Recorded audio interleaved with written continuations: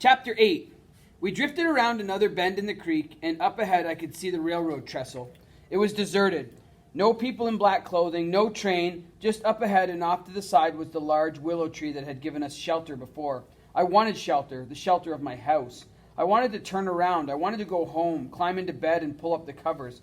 I wasn't going to get anything that I wanted. I'd spent a good part of the day trying to convince Jack that we shouldn't be doing this.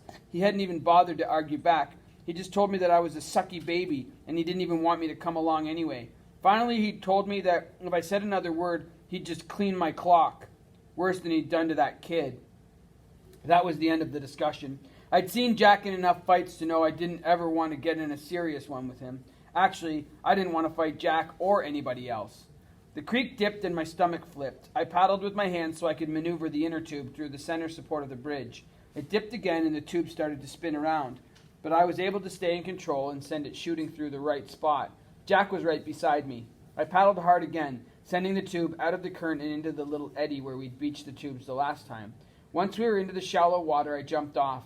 At least I didn't have to worry about what was underfoot. I was wearing my sneakers. Jack and I had agreed to wear sneakers this time. We waded out of the water and onto the bank.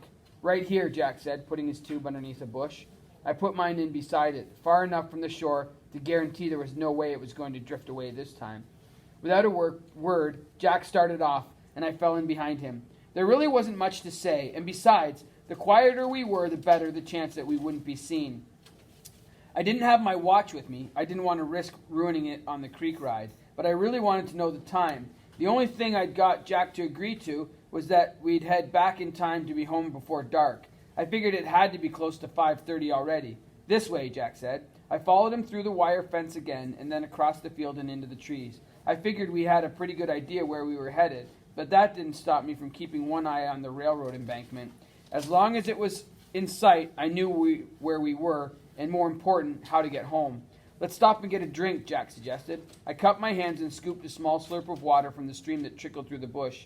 Jack did the same. Of course, I knew where we were now. This was just up from the spot where we'd hidden and watched those men being taken prisoner, or pretending to be taken prisoner, or whatever it was that we saw. Which way are we going? I asked. That way. We'll walk on the edge of the field, close to the scrub and trees. Wouldn't it be safer to stay hidden? It'll take too long. We'll be okay as long as we move slowly and listen. As soon as we hear the sound of a jeep, we can get into the bush before anyone sees us. Jack stumbled over the rocks and pushed through the brush to reach the edge of the field. I followed. Looking beyond him, I could see the land sloping gently down and away from us. It was bordered on the far side. It had to be at least 100 yards away, by a line of trees and brush. Maybe there was another field on the other side. We moved around the perimeter. The only sounds we could hear were the birds chirping from the surrounding forest. It was easy to forget that we weren't just out for a friendly stroll.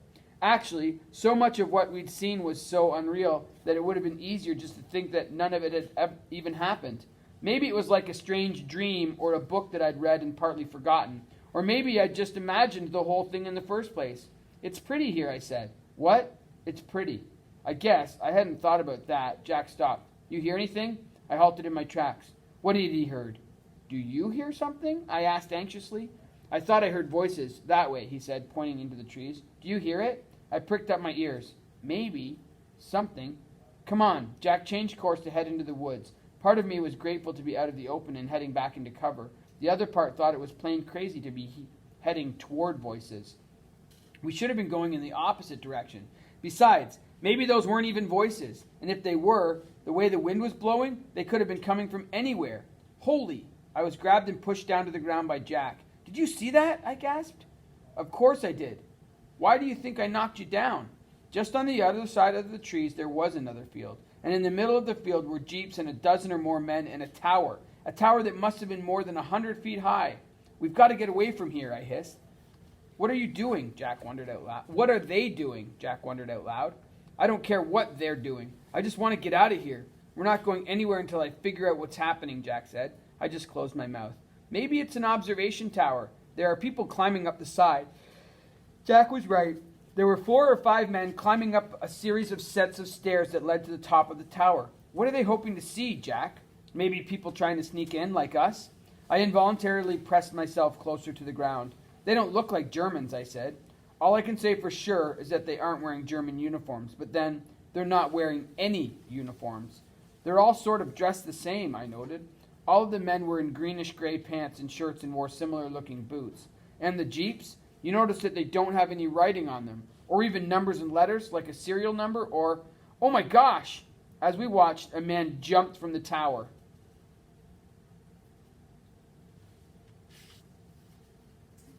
And a parachute opened up over top of him.